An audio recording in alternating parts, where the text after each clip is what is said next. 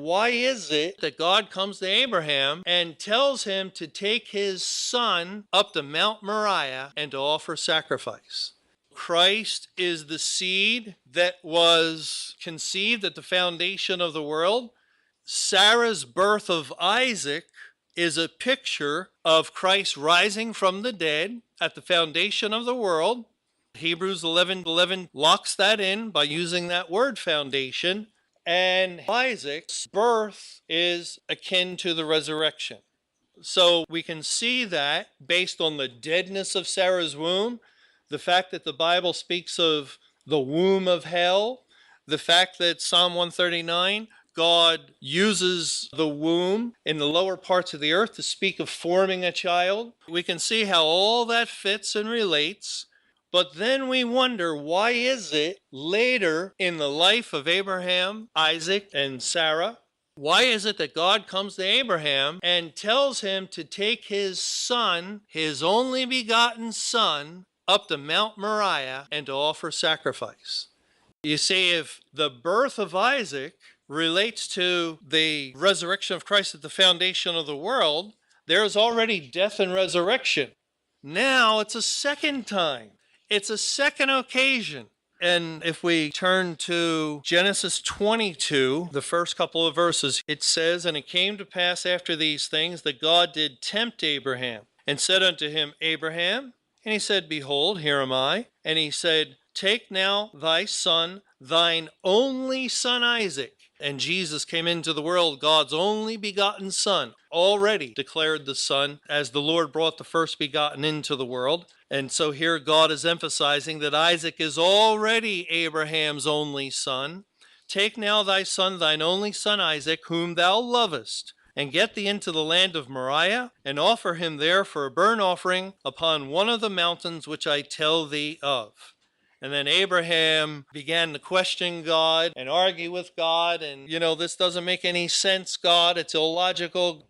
No, Abraham rose up early in the morning and saddled his ass and went on his way.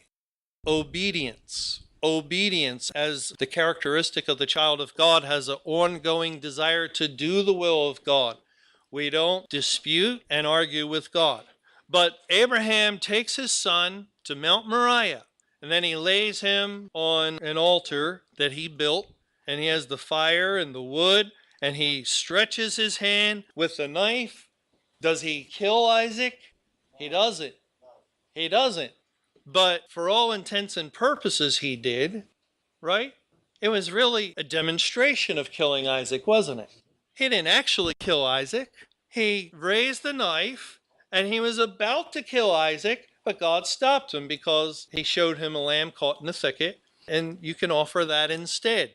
So the demonstration of killing Isaac followed the birth of Isaac out of the dead womb, where he becomes the only begotten son. And then God, for his own purposes, goes through an elaborate parable in which Abraham must act out these things to illustrate the death of Jesus Christ, although he doesn't really actually kill Isaac. Now, that, of course, would tie into God having the Lord Jesus Christ go to the cross, and Christ did actually die and suffer, but he wasn't bearing sins. So I think to let us know that the Bible's teaching that God held back Abraham's hand. Not only did God hold back his hand, but turn to Hebrews 11, verse 17. "By faith Abraham, when he was tried, offered up Isaac, and he that had received the promises offered up his only begotten son." How very similar to the Lord Jesus and what God would say of him. "Of whom it was said, that in Isaac shall thy seed be called, accounting that God was able to raise him up even from the dead, from whence also he received him in a figure." So not only was the death an illustration, but it also says that Abraham received him from the dead in a figure. And the word figure is the word for parable. He received him from the dead in a parable. You see how God has just laid it all out. By God's grace, we've been learning for several years. He has laid out his program that the actual payment for sin took place at the foundation of the world. That was the womb in which the Son of God was formed. He came forth, declared to be the Son, the first begotten from the dead, and he rose, he resurrected at that point.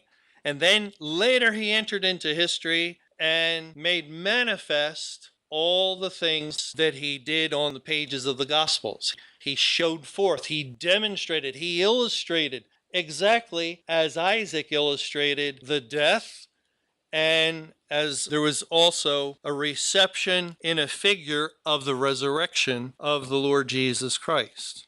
Well, so we have it clear. Sarah's womb is dead. Isaac is the seed pointing to Christ. The seed, Isaac, typifying Christ, is conceived in a dead womb. The conception, the Bible ties in Hebrews 11:11 to the foundation of the world. Isaac's birth is as though he rose out of the belly of hell or death, the dead womb, at the foundation of the world. Then Abraham has an only begotten son, Isaac. God commands Abraham to sacrifice his only begotten son. Abraham obeys. God stops him, and yet it's as though he slew him and received him as risen from the dead in a figure or a parable. It's a second occasion. Abraham receives the son the first time out of a dead womb, and he receives the son the second time in a figure as though he rose from the dead. So that basically is laying it out, and it's just additional proof, additional biblical evidence of what God is doing